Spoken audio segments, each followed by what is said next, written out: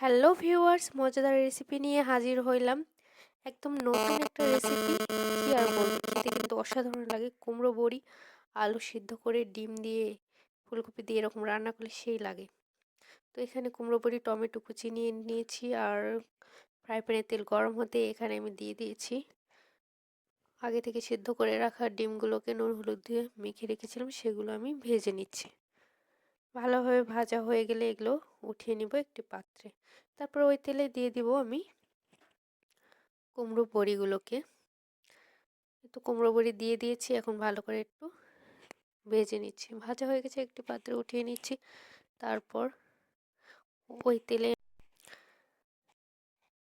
তেলে দিয়ে দিয়েছি আমি ফুলকপিগুলো।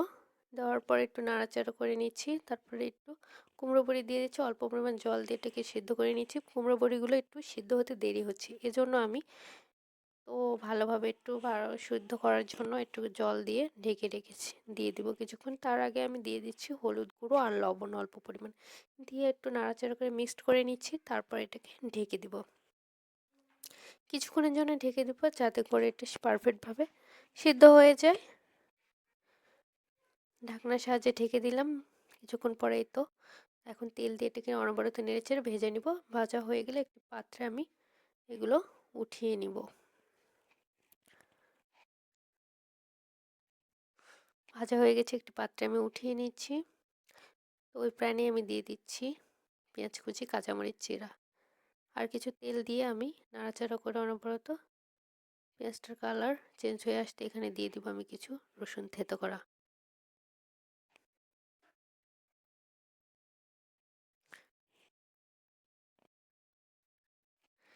তো অনবরত নেড়ে চেড়ে এটাকে আমি মিক্সড করে নিয়েছি ভালোভাবে। এখন এখানে দিয়ে দিব কিছু আমি হলুদের গুঁড়ো আর স্বাদ মতো লবণ। তো অনবরত নেড়ে চেড়ে এটাকে আমি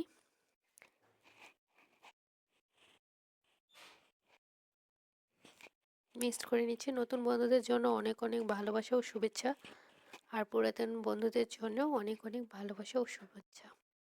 তারাও যেন সামনে এগিয়ে যেতে পারে, আমিও যেন সামনে এগিয়ে যেতে পারি। সাইড করে রেখে দিয়েছি। তারপর দিয়েছি গোটা গরম মশলার ছাল। আপনারা চাইলে আগেও দিতে পারেন এটা, পেঁয়াজ মরিচ দেওয়ার আগে।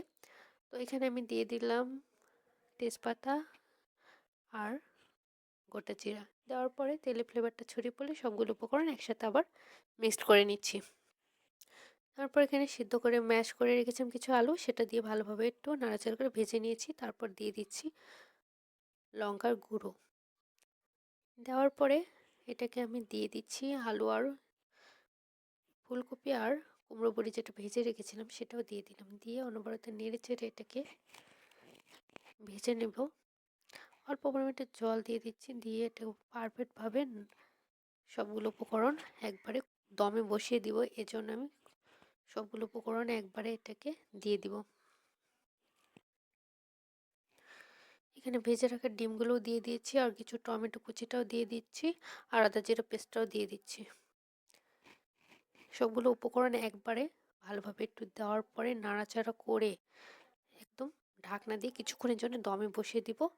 তো সুন্দরভাবে একদম মশলাগুলো সব ঢুকে যাবে, আর তেলটাও একদম যখন ছড়িয়ে পড়বে তখন এটাকে ভালোভাবে কষিয়ে নিব। এতে করে কি তরকারি আলাদা একটা টেস্ট হবে, একদমই ভিন্ন রকম একটা রেসিপি। ঢাকনাটা উঠিয়ে দেখুন একবারে পারফেক্টভাবে টমেটোগুলো একদম গলে গেছে। সিদ্ধ করা আলুর সাথে একদম মনে হচ্ছে লেগে গেছে এরকম।